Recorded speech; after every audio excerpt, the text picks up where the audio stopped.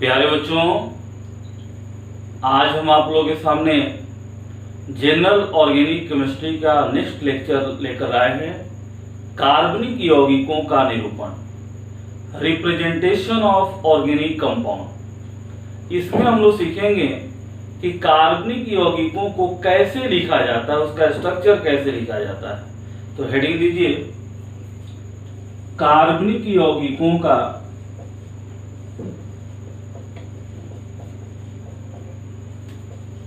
निरूपण, representation of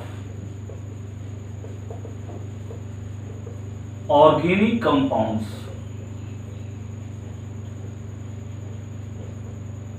कार्बनिक यौगिकों का निरूपण। तो देखिए, कार्बनिक यौगिकों को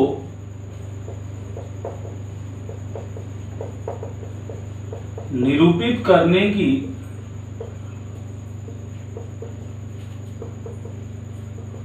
निम्नलिखित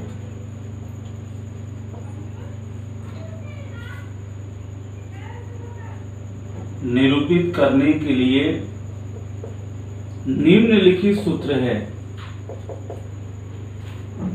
पहला, इलेक्ट्रॉन डॉट स्ट्रक्चर या इलेक्ट्रॉन डॉट फार्मूला, या इसको लेविस डॉट फार्मूला भी कहा जाता है। सेकेंड, कंप्लीट स्ट्रक्चरल फार्मूला,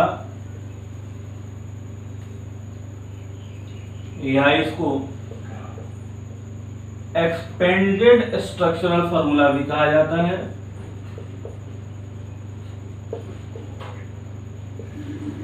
या इसको सिर्फ स्ट्रक्चरल फार्मूला भी कहा जाता है। सिर्फ स्ट्रक्चरल फार्मूला भी कहा जाता है। थर्ड है कंडेंस्ड स्ट्रक्चरल फार्मूला और rational formula. Condensed structural formula और रेशनल फार्मूला। फोर्थ है बॉन्ड लाइन फार्मूला और line diagram formula.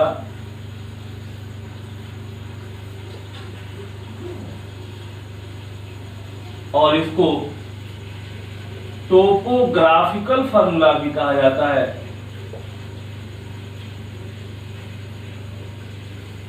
And fifth है पॉलीगन फार्मूला। तो ये 5 तरह के फार्मूला द्वारा हम लोग कार्बनिक यौगिकों को निरूपित करते हैं। फर्स्ट, इलेक्ट्रॉन डॉट फार्मूला और लेविस डॉट फार्मूला। सेकेंड है कंप्लीट स्ट्रक्चरल फार्मूला और एक्सपेंडेड स्ट्रक्चरल फार्मूला, या सिर्फ स्ट्रक्चरल फार्मूला जिसको कहा जाता है वो यही चीज होता है, कंप्लीट स्ट्रक्चरल फार्मूला। इसके बाद है कंडेंस्ड स्ट्रक्चरल फार्मूला और रेशनल फार्मूला। उसके बाद बॉन्ड लाइन फार्मूला, जिसको लाइन डायग्राम फार्मूला या टोपोग्राफिकल फार्मूला भी कहा जाता है। ये जिगजैग होता है, इसको जिगजैग फैशन फार्मूला भी कहा जाता है। और नेक्स्ट है पॉलीगन फार्मूला। तो एक एक करके इसको देखते हैं, नोट कर लीजिए।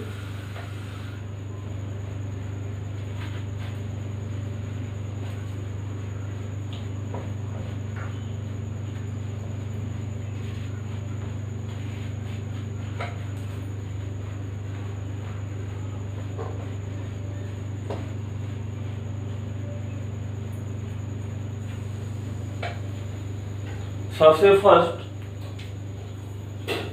Electron dot formula.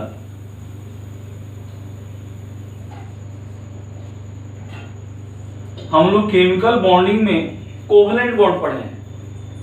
Covalent bond में आप लोगों को बताया गया था कि कार्बनिक यौगिकों को या किसी भी यौगिक को इलेक्ट्रॉन डॉट द्वारा निरूपित किया जाता है। उसमें जो भी परमाणु है उसके वैलेंस इलेक्ट्रॉन को, उसके संयोजी इलेक्ट्रॉन को इलेक्ट्रॉन डॉट द्वारा निरूपित करके और बॉन्ड दिखाते हैं। तो इसको कैसे डिफाइन करेंगे? तो कार्बनिक यौगिकों को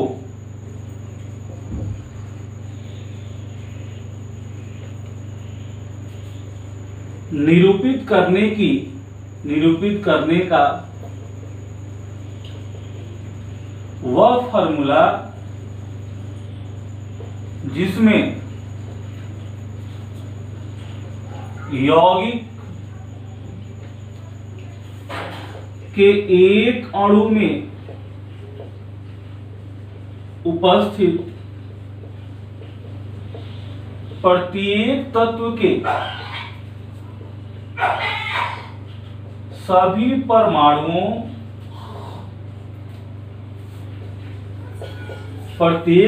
के सभी परमाणुओं के संयोजी इलेक्ट्रॉन को डॉट द्वारा निरूपित किया जाता है।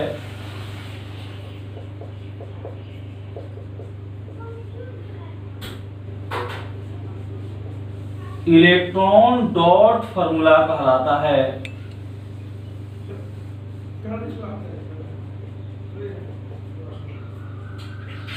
ठीक है, कार्बनिक यौगिकों को निरूपित करने का वह फॉर्मूला जिसमें यौगिक के एक अणु में उपस्थित प्रत्येक तत्व के सभी परमाणुओं के संयोजी इलेक्ट्रॉन को डॉट द्वारा दिखाया जाता है। इसमें एक अणु में जितने भी तत्व के परमाणु होंगे सभी परमाणुओं के संयोजी इलेक्ट्रॉन को दिखाया जाता है और डॉट द्वारा दिखाया जाता है। तो सबसे पहले हम लोग जाने कि संयोजी इलेक्ट्रॉन क्या होता है। तो किसी भी तत्व के परमाणु के बाहरी कक्ष में जो इलेक्ट्रॉन होते हैं उनको संयोजी इलेक्ट्रॉन कहा जाता है। जैसे हम यहां पर लिख रहे हैं तत्व और संयोजी इलेक्ट्रॉन यानी वैलेंस इलेक्ट्रॉन। हाइड्रोजन में कितना होता है? 1, कार्बन में 4, नाइट्रोजन फास्फोरस में 5, फ्लोरीन, क्लोरीन, ब्रोमीन और आयोडीन में 7, ऑक्सीजन और सल्फर में 6। ये हम लोग संयोजी इलेक्ट्रॉन हम लोग पढ़े हैं। इन तत्वों के परमाणुओं में ये संयोजी इलेक्ट्रॉन की संख्या। जब तक ये पता नहीं रहेगा तब तक इलेक्ट्रॉन डॉट फॉर्मूला नहीं लिख सकते हैं। ठीक है, अब देखते हैं कि कैसे इलेक्ट्रॉन डॉट फॉर्मूला लिखेंगे। जैसे मान लीजिए हमको CH4 का लिखना है। ठीक है, कार्बन इसमें कितना है? 1, हाइड्रोजन कितना है? 4, तो हाइड्रोजन यहाँ 4 बना दिए। अब कार्बन में संयोजी इलेक्ट्रॉन कितना है? 4, तो इसको 4 डॉट द्वारा दिखाएंगे। कार्बन के संयोजी इलेक्ट्रॉन 1 डॉट हो गया, 2 हो गया, 3 हो गया, 4 हो गया। ठीक है, कार्बन में संयोजी इलेक्ट्रॉन 4 है तो कार्बन के चारों संयोजी इलेक्ट्रॉन को कैसे दिखा है? डॉट द्वारा। इसका नाम ही है इलेक्ट्रॉन डॉट फॉर्मूला, यानी जिसमें इलेक्ट्रॉन को किससे निरूपित किया जाता है? डॉट से। वह फॉर्मूला जिसमें इलेक्ट्रॉन को डॉट से निरूपित करते हैं, संयोजी इलेक्ट्रॉन को डॉट द्वारा दर्शाते हैं, वह इलेक्ट्रॉन डॉट फॉर्मूला कहलाता है। तो कार्बन की चारों संयोजी इलेक्ट्रॉन को 4 डॉट द्वारा दिखा दिए। अब हाइड्रोजन में कितना संयोजी इलेक्ट्रॉन है? 1, तो इस हाइड्रोजन का एक संयोजी इलेक्ट्रॉन हो गया, इस हाइड्रोजन का एक हो गया, इस हाइड्रोजन का एक हो गया, इस हाइड्रोजन का एक हो गया। ये हो गया इलेक्ट्रॉन डॉट फॉर्मूला CH4 का। उसी तरह मान लीजिए हमको लिखना है C2H4 का। ठीक है, तो कार्बन कितना है? 2 है, तो यहाँ 2 कार्बन लिख दिए। हाइड्रोजन 4 है तो हाइड्रोजन यहाँ 4, दोनों पर 2 लिख दिए। अब हाइड्रोजन में कितना संयोजी इलेक्ट्रॉन है? तो यहाँ हाइड्रोजन जहां जहां पर है यहाँ पर एक एक संयोजी इलेक्ट्रॉन यहाँ कर दिए। कार्बन जो है, कार्बन में संयोजी इलेक्ट्रॉन 4 है तो इस कार्बन का 4 लिखेंगे, तो इधर 1 हो गया, 2 हो गया, 3 हो गया, 4 हो गया। इस कार्बन का विचार करना है तो एक यहां हो गया, 2 3 4, ये हो गया इलेक्ट्रॉन डॉट फार्मूला किसका, तो C2H4। इस तरह हम लिखते हैं इलेक्ट्रॉन डॉट फार्मूला। चलिए कुछ और एग्जांपल देखते हैं।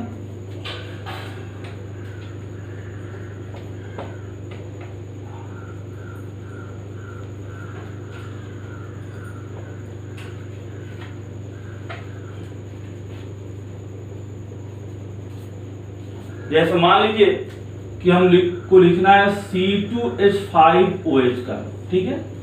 तो कार्बन कितना है, 2 हो गया, OH OH, हाइड्रोजन 5 हो गया, तो 1 2 3 4 5, ठीक है।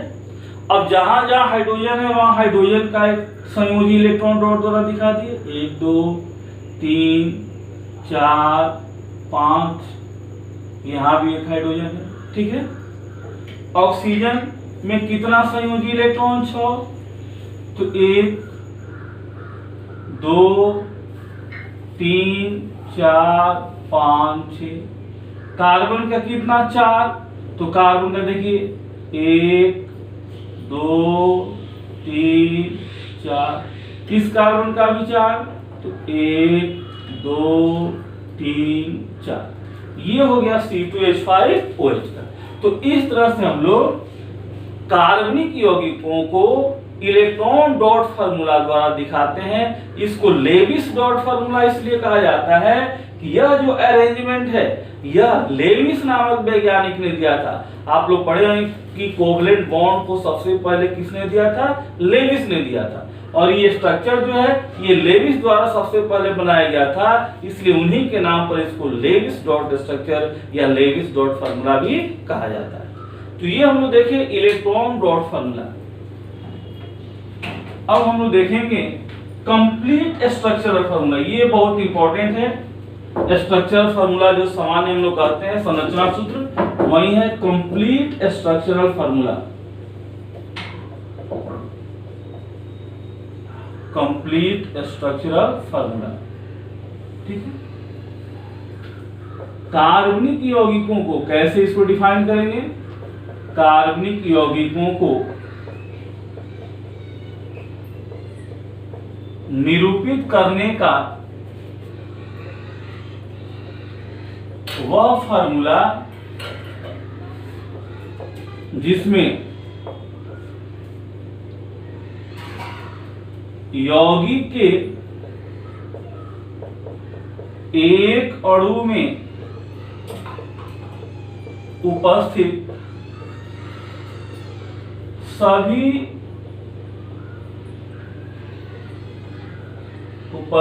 प्रत्येक तत्व के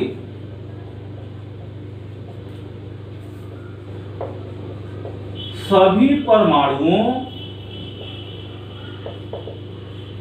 तथा उनके बीच स्थित बॉन्ड को दर्शाया जाता है कंप्लीट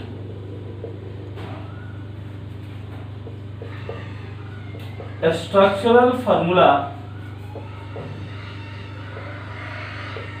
कहलाता है, ठीक है। क्या है ये, तो वह फार्मूला जिसमें यौगिक के एक अणु में उपस्थित प्रत्येक तत्व के सभी परमाणु, यानी जितने भी तत्व के परमाणु होंगे सभी परमाणुओं को दर्शाना है। और क्या, तो उनके बीच स्थित बॉन्ड, यानी अणु में जितने परमाणु हैं, जितने कार्बन हाइड्रोजन ऑक्सीजन नाइट्रोजन जितने भी परमाणु हैं, सभी परमाणु को भी दर्शाना है और सभी बॉन्ड को भी दर्शाना है, ठीक है। तो पहले ये हम लोग जाने कि कौन तत्व कितना बॉन्ड बनाता है। तो यहां पर देखते हैं तत्व बॉन्ड की संख्या, कौन तत्व कितना बॉन्ड बना सकता है। तो हाइड्रोजन सिर्फ एक बॉन्ड बना सकता है। उसी तरह फ्लोरीन, क्लोरीन, ब्रोमीन और आयोडीन ये सभी भी कितना बॉन्ड बनाते हैं, तो सिर्फ एक, ठीक है। ऑक्सीजन और सल्फर जो है ये 2 बॉन्ड बना सकते हैं। नाइट्रोजन और फास्फोरस केवल 3 बॉन्ड बनाते हैं और कार्बन जो है वो 4 बॉन्ड बना सकता है। ये हम लोग को याद रखना होगा, ठीक है ना। Hydrogen, fluorine, chlorine, bromine, iodine सिर्फ 1 बॉन्ड बनाते हैं। ऑक्सीजन, सल्फर सिर्फ 2 बॉन्ड बनाते हैं।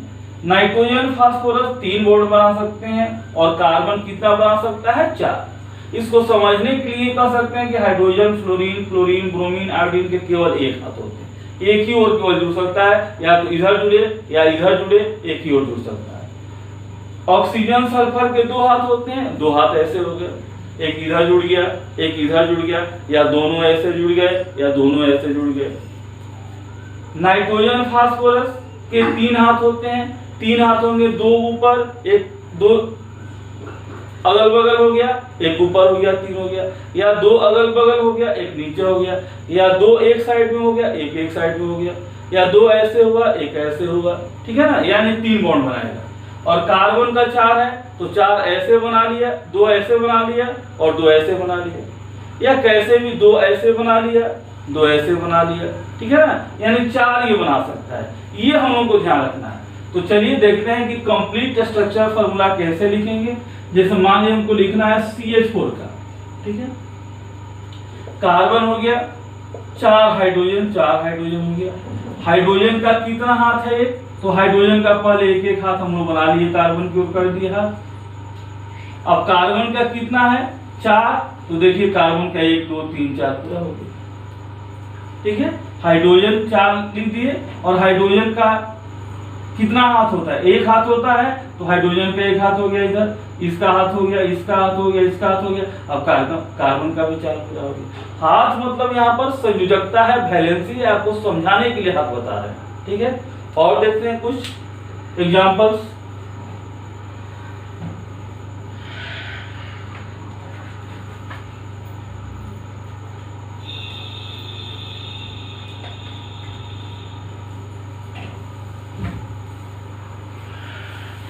जैसे मान लीजिए कि हमको लिखना है C2H4 का, ठीक है। कितना कार्बन? पहले कार्बन हम लिख दिए, 2 है। हाइड्रोजन 4 है, तो 1 2 3 4। अब हाइड्रोजन का हाथ पहले बना लिए, इसका 1 हाथ, इसका 1, इसका भी 1, इसका भी 1, ठीक है।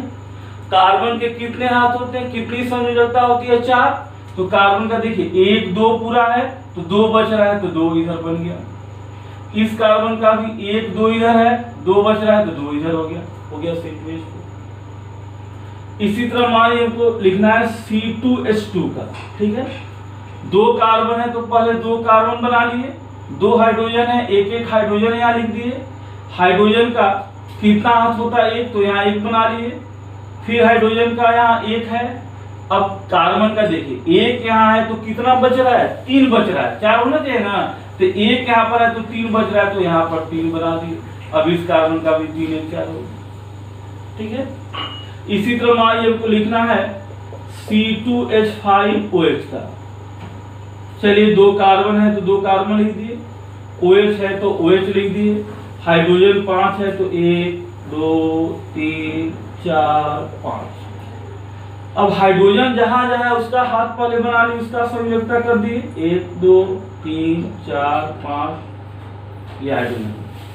अब देखिए ऑक्सीजन का कितना हाथ है? ऑक्सीजन की कितनी संयोजकता है? 2। 1 इधर हो गया, तो 1 इधर बच गया, 2 हो गया। अब कार्बन का 4, तो 1 2 3 4 हो गया। इस कार्बन का भी 4, तो 1 2 3 4 हो गया, ठीक है। इसको नोट कर लीजिए।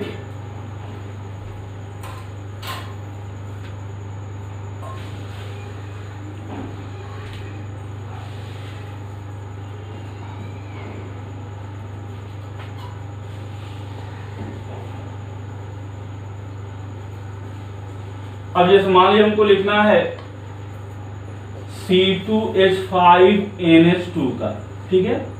2 कार्बन है, तो 2 कार्बन बना दिए। NH2 है, तो NH2 हो गया। हाइड्रोजन 5 है, तो 1 2 3 4 5, ठीक है। अब जहां जहां हाइड्रोजन है, उसका एक एक हाथ यहां पर बना दिए। कार्बन का कितना हुआ, अब इधर से देखिए, नाइट्रोजन का 3 होता है, नाइट्रोजन का 3 है तो 1 2 3 हो गया। कार्बन का 4 तो 1 2 3 4 हो गया। फिर इस कार्बन का भी 1 2 3 4 हो गया। तो इस तरह से हम लोग देखिए कंप्लीट स्ट्रक्चर फार्मूला, इसमें सभी तत्वों के परमाणुओं को, नाइट्रोजन कार्बन हाइड्रोजन जो भी है सभी परमाणुओं को लिखा जाता है और इनके बीच जितने भी बॉन्ड हैं सभी बॉन्ड को भी दर्शाया जाता है।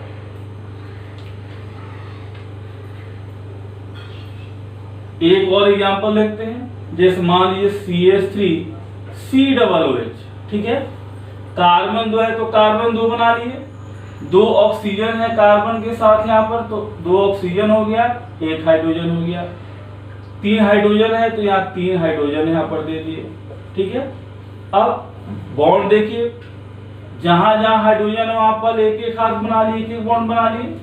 अब इस ऑक्सीजन का 2 होगा तो एक इधर है तो एक इधर 2 हो गया। इस ऑक्सीजन का 2 होगा, इस ऑक्सीजन से केवल एक ही ये जुड़ा हुआ है इसलिए इसका दोनों हाथ यहाँ पर हो गया। अब कार्बन का 2 1 3 1 4 हो गया, इस कार्बन का भी 1 2 3 4 हो गया। तो इस तरह हम लोग देखिए कंप्लीट स्ट्रक्चर फार्मूला, इसका बहुत ज्यादा यूज है। आशा है आप कंप्लीट स्ट्रक्चर फार्मूला समझ गए होंगे और किसी भी कार्बनिक यौगिक का इसी को स्ट्रक्चरल फार्मूला कहा जाता है या इसी को कंप्लीट स्ट्रक्चरल फार्मूला भी कहा जाता है। अब इसके बाद थर्ड है कंडेंस्ड फार्मूला। कंडेंस्ड फार्मूला को रेशनल फार्मूला भी कहा जाता है। यह क्या होता है, तो अभी जो हम लोग कंप्लीट स्ट्रक्चरल फार्मूला देखे हैं, कंप्लीट स्ट्रक्चरल फार्मूला के संक्षिप्त रूप को कंडेंस्ड स्ट्रक्चरल फार्मूला कहा जाता है।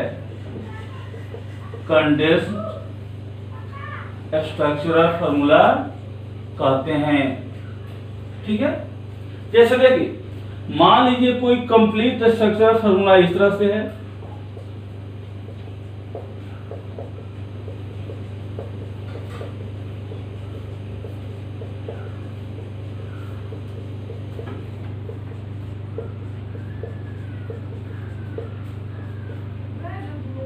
यह कंप्लीट स्ट्रक्चरल फार्मूला है।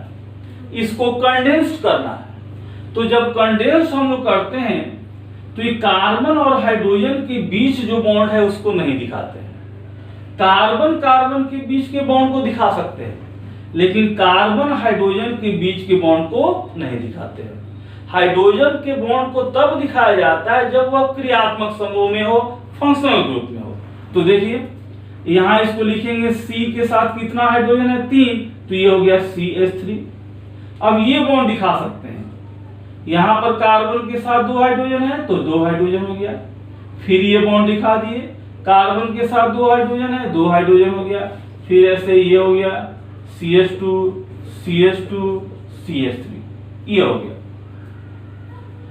अब इसको और कंडेंस भी किया जा सकता है। CH3 यहां पर कितना CH2 है देखिए, तो CH2 1 2 3 4 5 CH2 है तो यहां पर 5 बना दिए, और उसके बाद CH3 है तो CH3 ऐसे लिखिए। यहां भी बॉन्ड को हटा सकते हैं आप, ऐसी बात नहीं है। CH3 यहां CH2 5 CH3 ऐसे भी लिखा जा सकता है, ठीक है ना।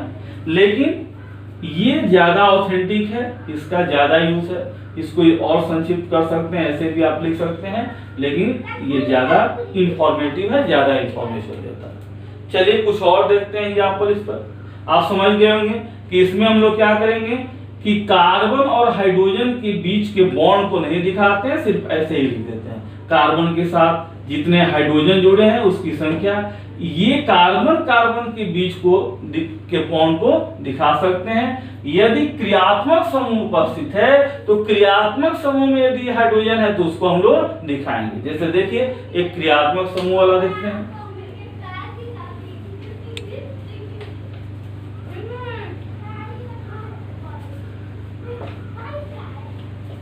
जैसे मान लीजिए CH3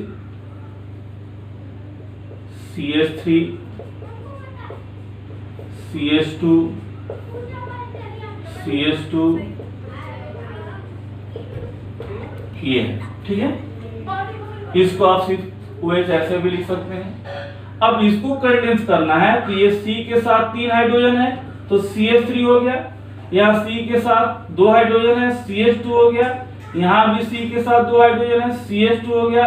अब इसको हम लोग लिखेंगे C⋅OH।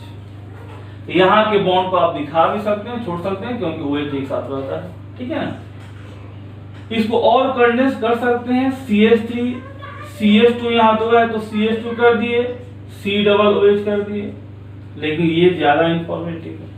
ये कंडेंस फार्मूला कहलाता है या कंडेंस फार्मूला होगा, ठीक है। तो कंप्लीट स्ट्रक्चरल फार्मूला का एक शॉर्ट फॉर्म हो गया कंडेंस स्ट्रक्चरल फार्मूला।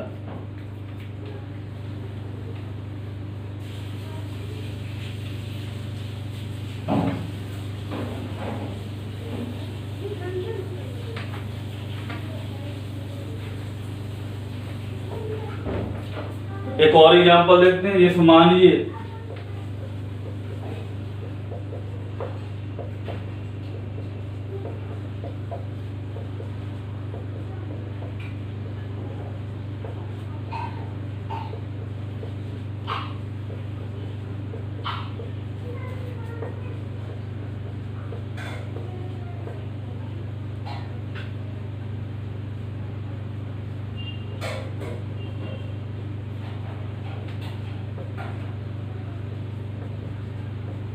ये है, चलिए ये हो गया, कार्बन के साथ 3 हाइड्रोजन है तो CH3 हो गया, CH2 हो गया, यहाँ CH2 हो गया, यहाँ भी CH2 हो गया, यहाँ CHOH, यहाँ भी CHOH, यहाँ भी CHOH। इसके बाद देखिए CHCl हो गया, फिर CHCl है, फिर CH3 है। अब इसको कंडेंस करना है तो CH3 CH2 कितना है 3 है तो CH2 यहाँ 3 लिख दिए, CHOH कितना है 3 है तो CHOH लिख दिए, CHCl कितना है 2 है तो 2 लिख दिए, CH3। इसको ऐसे भी लिख सकते हैं, ये बॉन्ड हटा देते हैं तो CH3 डॉट CH2 3 हो गया, CHOH 3 हो गया तो यहाँ थ्राइस कर दिए, फिर यहाँ CHCl 2 हो गया, CH3 हो गया, ऐसे भी लिख सकते हैं। तो ये हम लोग देखे कंडेंस्ड फार्मूला, या इसको क्या कहते हैं रेशनल फार्मूला या कंप्लीट स्ट्रक्चरल फार्मूला का शॉर्ट फॉर्म है, short notation.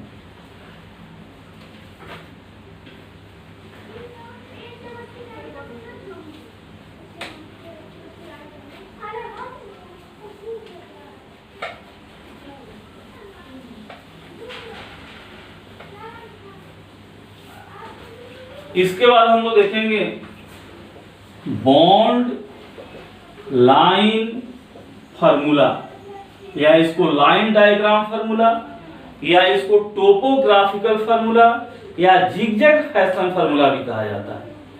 Bond line formula, इसमें सिर्फ बॉन्ड को दिखाया जाता है, और कैसे दिखाया जाता है लाइन द्वारा। यदि सिंगल बॉन्ड होगा तो single line, single dash, double bond होगा तो डबल लाइन। सिंगल बॉन्ड के लिए इस तरह से हम लोग डिनोट करेंगे, डबल बॉन्ड के लिए ऐसे करेंगे डबल लाइन से, और ट्रिपल बॉन्ड के लिए ट्रिपल लाइन से। तो वह फार्मूला जिसमें परमाणुओं को नहीं दिखाया जाता है, सिर्फ परमाणुओं के बीच के बॉन्ड को दिखाया जाता है, वह कहलाता है बॉन्ड लाइन फार्मूला।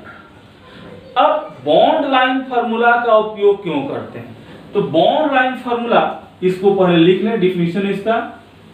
कार्बनिक यौगिकों को निरूपित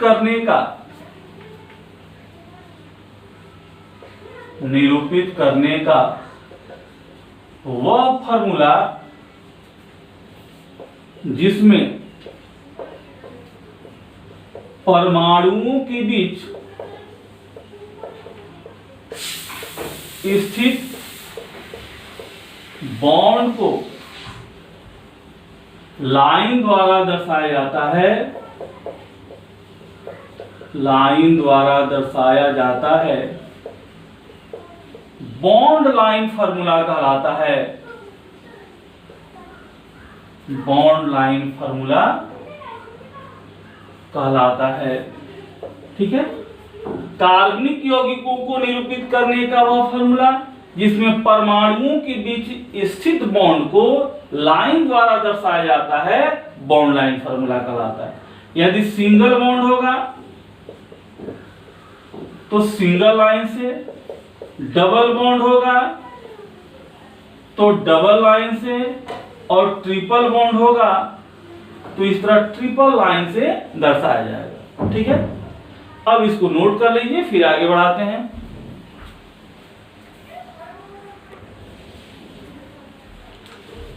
अब इसका यूज क्या होता है, तो इसका यूज जो है उच्च अणु भार वाले कार्बनिक यौगिकों में होता है।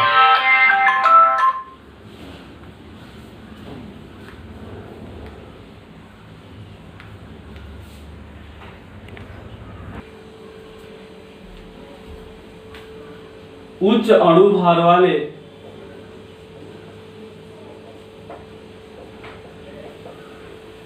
कार्बनिक यौगिकों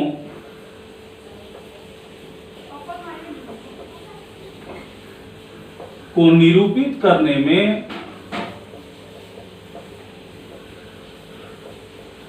इसका यूज होता है। ठीक है, इसमें देखिए जैसे इस तरह से हम लोग डिनोट करते हैं, ये बॉन्ड हो गया, इसको कहा जाता है लाइन जंक्शन। ये जो है ये लाइन जंक्शन कहलाता है, लाइन जंक्शन। ये भी लाइन जंक्शन हो गया, ये भी लाइन जंक्शन हो गया। इसको कहा जाता है टर्मिनल, इसको भी कहेंगे टर्मिनल। ठीक है, ये लाइन जंक्शन हो गया, जहां पर ये मुड़ा हुआ है ये क्या कहलाएगा, लाइन जंक्शन। और यहाँ पर बॉन्ड को दिखाते हैं, सिंगल बॉन्ड है तो सिंगल लाइन से, यदि डबल बॉन्ड रहता तो यहाँ डबल लाइन बना देते, ट्रिपल बॉन्ड रहता तो ट्रिपल लाइन बना देते। ठीक है, तो लाइन जंक्शन पर हम लोग क्या समझते हैं, कार्बन को समझते हैं। लाइन जंक्शन पर जहां जहां ये डॉट दिया हुआ है ये कार्बन को निरूपित करता है, और कार्बन की संयोजकता के हिसाब से हम लोग समझेंगे कि वहां पर हाइड्रोजन है। यानी लाइन जंक्शन पर कार्बन उपस्थित समझा जाता है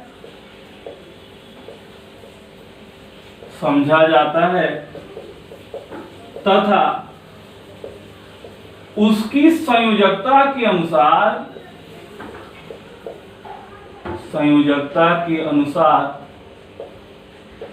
हाइड्रोजन भी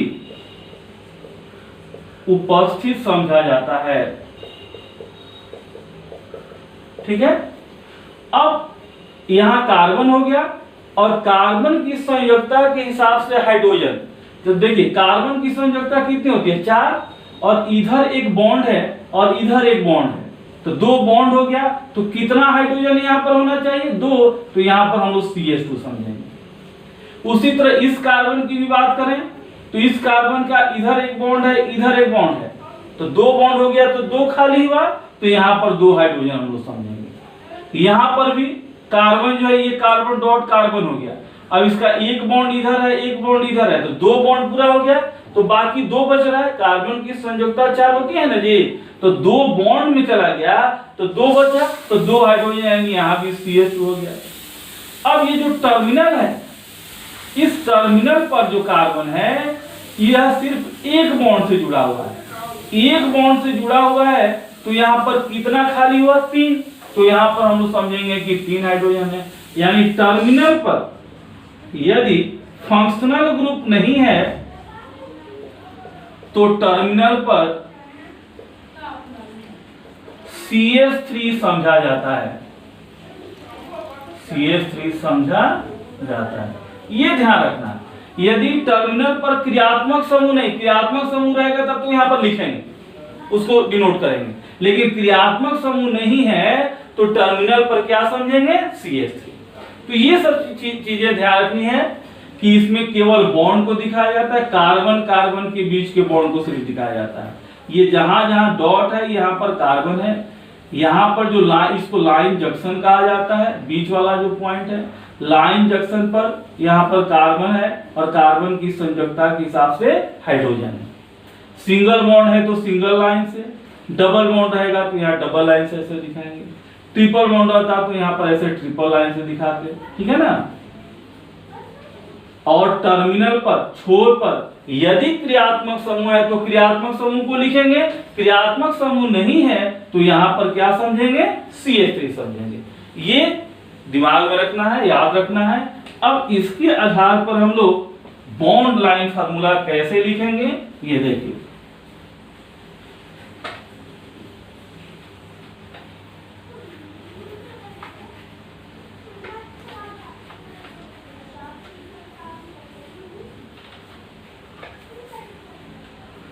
जैसे देखिए ये किस अणु को निरूपित कर रहा है, तो यहां पर टर्मिनल हो गया, ये दोनों टर्मिनल सिर्फ है, तो ये CH3 है और ये सिंगल बॉन्ड और ये CH3 हो गया, ठीक है। उसी तरह ये किसको निरूपित कर रहा है, तो यहां कितना कार्बन है, 3 कार्बन, तो 3 कार्बन पहले बना लिए। सिंगल बॉन्ड है तो सिंगल बॉन्ड से जोड़ दिए। अब इस कार्बन का एक संयोजकता है तो 3 हाइड्रोजन यहाँ जुड़ेगा, तो 3 हाइड्रोजन यहाँ जोड़ दिए। ऐसे भी बताएं कि टर्मिनल पर यदि क्रियात्मक समूह नहीं है तो क्या समझेंगे, CH3, तो टर्मिनल पर यहाँ क्रियात्मक समूह नहीं है तो टर्मिनल पर CH3 हो गया। अब इस कार्बन को देखिए, बीच वाला ये जो लाइन जंक्शन पर कार्बन है ये 2 बॉन्ड से घिरा हुआ है, 2 बॉन्ड से घिरा हुआ है, तो कितना हाइड्रोजन यहाँ जुड़ेगा, तो 2 हाइड्रोजन यहाँ जुड़ेगा, हो गया। तो इस तरह हम लोग इस तरह का भी कंप्लीट स्ट्रक्चर फार्मूला या कंडेंस फार्मूला दिया हो तो इस तरह हम लोग लिख सकते हैं। जैसे देखिए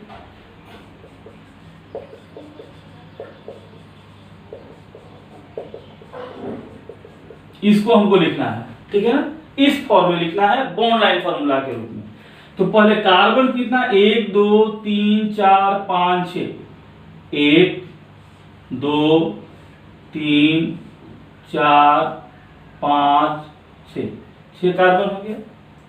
अब चलिए डबल बॉन्ड कहाँ है, तो इधर से देखते हैं या इधर से देखिए तो पहले दूसरे पर है, ये पहला कार्बन हो गया, ये दूसरा कार्बन, पहला दूसरा तीसरा हो गया, 1 2 3, तो दूसरे और तीसरे कार्बन के बीच में डबल बॉन्ड है, तो ये पहला हुआ, दूसरा हुआ, ये तीसरा हुआ, तो दूसरे और तीसरे के बीच में डबल बॉन्ड कर दिया, बाकी सब हो गया। केवल बॉन्ड को दिखाना है और पॉइंट यहाँ पर जो है ये क्या है, ये डॉट तो दिया है, कार्बन को निरूपित कर रहा है। चलिए कुछ और एग्जांपल देखते हैं।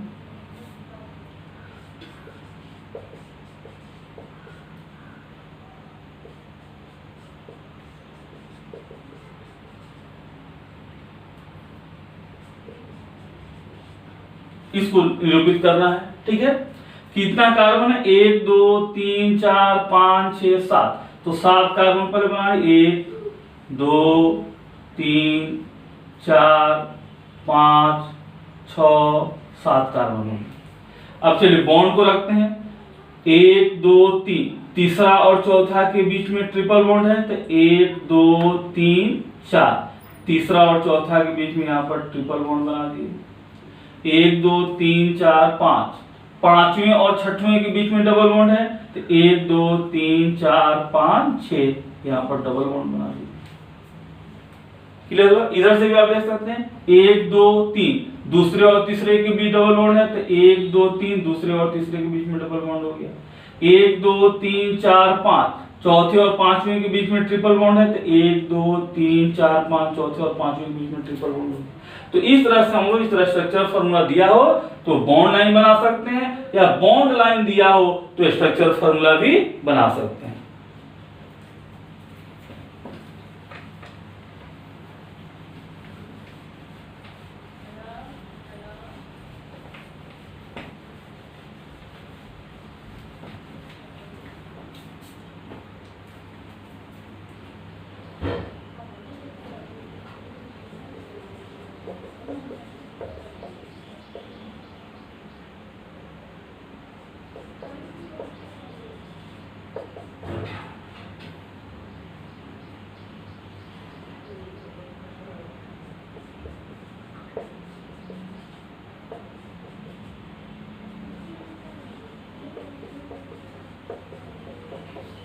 अब इसको मान लीजिए हमको बॉन्ड लाइन से दिखाना है, ठीक है।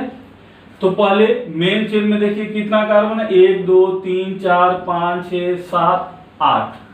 तो 1 2 3 4 5 6 7 8, ये 8वां कार्बन जो है इस पर डबल बॉन्ड ओ है तो यहाँ पर डबल बॉन्ड ओ कर दिए, सिंगल बॉन्ड ओ एच है तो सिंगल बॉन्ड ओ एच कर दिए। ये क्रियात्मक समूह हो गया, ध्यान से समझिए।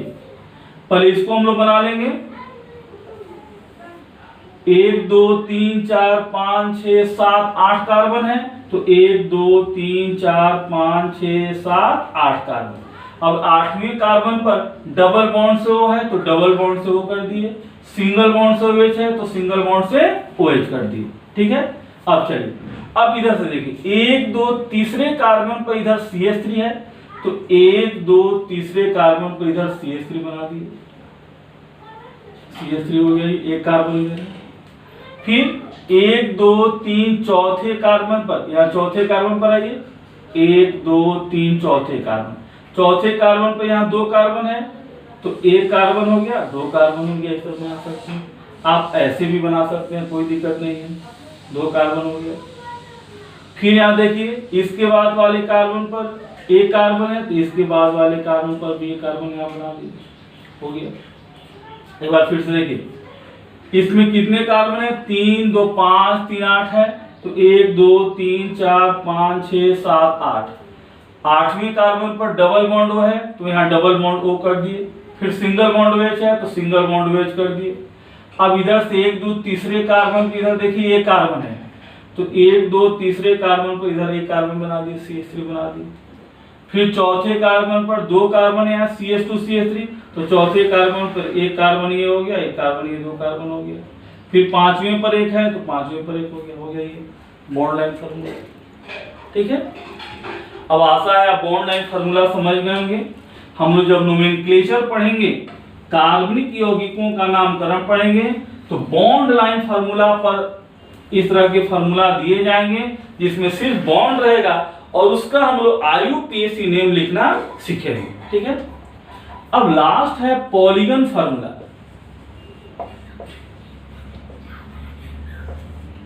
तो इस फार्मूला द्वारा साइक्लिक कंपाउंड को निरूपित किया जाता है, साइक्लिक कंपाउंड को निरूपित करते हैं, ठीक है। जैसे देखिए ये साइक्लिक कंपाउंड है, ठीक है। पॉलीगन, पॉली मतलब मेनी और गन मतलब साइड, यानी बहुत भुज, जिसमें बहुत भुजाएं हो, जैसे त्रिभुज चतुर्भुज पंचभुज होता है ना, त्रिभुज चतुर्भुज पंचभुज, उसी तरह से इसको निरूपित किया जाता है। तो इसमें 3 कार्बन है तो हम लोग इस तरह बना देंगे, 1 कार्बन 2 कार्बन 3 कार्बन। अब इसमें भी सिर्फ बॉन्ड को दर्शाया जाता है, या क्रियात्मक समूह होगा तो क्रियात्मक समूह, और कार्बन की संयोजकता के हिसाब से हाइड्रोजन हम लोग समझेंगे। उसी तरह ये है, इसको कैसे बनाएंगे, इसमें भी सिर्फ बॉन्ड को दर्शाएंगे। ये हो गया 1 2 3 4 कार्बन है तो 1 2 3 4। उसी तरह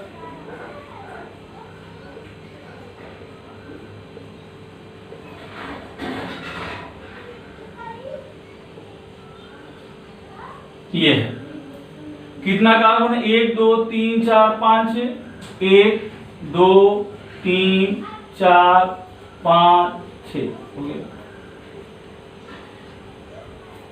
आई बात समझ में। तो ये हो गया पॉलीगन फार्मूला। तो हम लोग कार्बनिक यौगिकों को निरूपित करने की विधियां देखें, ठीक है। अब पिछले लेक्चर में कुछ क्वेश्चन था, उस क्वेश्चन का आंसर हम लोग आज देखेंगे।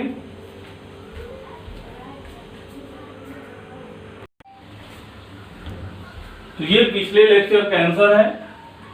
फर्स्ट का बी, सेकेंड का सी, थर्ड का सी एंड फोर्थ का बी। चौथे क्वेश्चन में कुछ बच्चे कंफ्यूज हुए हैं, आंसर दिए हैं, लेकिन किसी किसी का सही है, किसी का गलत है। चौथा क्वेश्चन क्या था कि किसमें अल्फा कार्बन उपस्थित नहीं है। ऑप्शन आपका था CHO, HCHO, दोनों कोई नहीं, इस तरह का ऑप्शन था। तो अल्फा कार्बन किसमें उपस्थित नहीं है। अब ये क्रियात्मक समूह है, इस क्रियात्मक समूह से देखिए यहां पर कार्बन जुड़ा हुआ है, तो कार्बन यहां जुड़ा हुआ है, तो ये अल्फा कार्बन हो गया, ये अल्फा कार्बन हो गया। यहां पर क्रियात्मक समूह से कोई कार्बन नहीं जुड़ा हुआ है, इसलिए इसमें अल्फा कार्बन नहीं। यहाँ क्रियात्मक समूह से प्रत्येक कोने पर एक एक कार्बन होता है, तो क्रियात्मक समूह से यहाँ इस कोने पर एक कार्बन है ना बाबू, तो क्रियात्मक समूह से कार्बन जुड़ा है, अल्फा कार्बन हो गया। और यहाँ क्रियात्मक समूह से कोई कार्बन नहीं जुड़ा है, इसलिए इसमें अल्फा कार्बन नहीं, इसलिए आपका ये बी ऑप्शन है। अब आज हम चूंकि केवल स्ट्रक्चर पर आधारित आज का टॉपिक था, इसलिए कुछ ऑब्जेक्टिव क्वेश्चन नहीं दे रहे हैं। नेक्स्ट लेक्चर में हम ऑब्जेक्टिव क्वेश्चन देंगे, आप लोग नोट्स बनाते जाएं और इसको रिवाइज करते जाएं। Thank you.